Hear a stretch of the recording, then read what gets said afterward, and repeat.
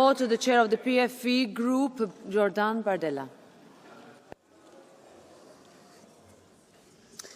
Merci Madame la Présidente. Mes chers collègues, Madame la Présidente von der Leyen, au nom de millions de Français, je vous pose aujourd'hui une question simple. Quels intérêts défendez-vous vraiment? Quels intérêts défendez-vous, Madame, lorsque vous imposez contre l'avis de la France, deuxième économie européenne, un accord de libre-échange avec le Mercosur qui va aggraver la concurrence déloyale envers nos agriculteurs et entraîner l'importation dans nos assiettes de produits qui ne respectent aucune des normes drastiques que vous imposez à nos agriculteurs? Quels intérêts défendez-vous, Madame, lorsque vous proposez à l'Europe de diminuer ses droits de douane sur les véhicules chinois et que, dans le même temps, vous interdisez à nos constructeurs la vente de véhicules thermiques et hybrides d'ici 2035, tout en les menaçant régulièrement de pénalités financières?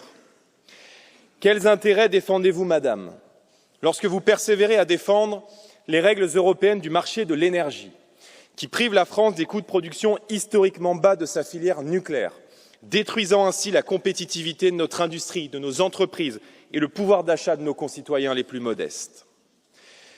Quels intérêts défendez-vous, Madame, lorsque vous signez en notre nom un accord commercial avec les États-Unis qui entérine la reddition et la vassalisation économique de l'Europe? Alors que nos exportations continueront d'être visées par 15% de droits de douane, les produits industriels américains entreront chez nous sans la moindre entrave tarifaire. Et comme si cela ne suffisait pas, vous engagez les États membres à verser un tribut massif, 750 milliards de dollars d'importations énergétiques américaines hors de prix, 600 milliards de dollars d'investissements imposés aux dépens de nos pays et de nos propres territoires. Alors que la France dispose, pour l'Europe, d'une industrie militaire d'exception, vous actez la préférence américaine au détriment de la souveraineté et du patriotisme économique. La défense, les vins, les spiritueux, les cosmétiques, le luxe ou les productions pharmaceutiques, nos filières d'excellence sont ainsi sacrifiées. Et pendant ce temps, autour de nous, le Canada, le Royaume-Uni, l'Australie, le Japon ou la Corée du Sud ont conclu de bien meilleurs accords que nous. En d'autres termes, même les plus petits pays défendent bien mieux leurs intérêts que vous ne l'avez fait vous-même aux États-Unis il y a quelques semaines. L'Union européenne promettait au peuple que l'Union ferait la force. Nous sommes l'une des premières zones économiques du monde et notre marché représente 450 millions de consommateurs et pourtant, vous avez cédé sur tout, ou presque. Quand il s'agit de défendre les intérêts allemands, vous savez défendre l'intérêt national. Aucun chef d'entreprise responsable, aucune femme ni aucun homme d'État soucieux du bien commun n'aurait signé un tel accord.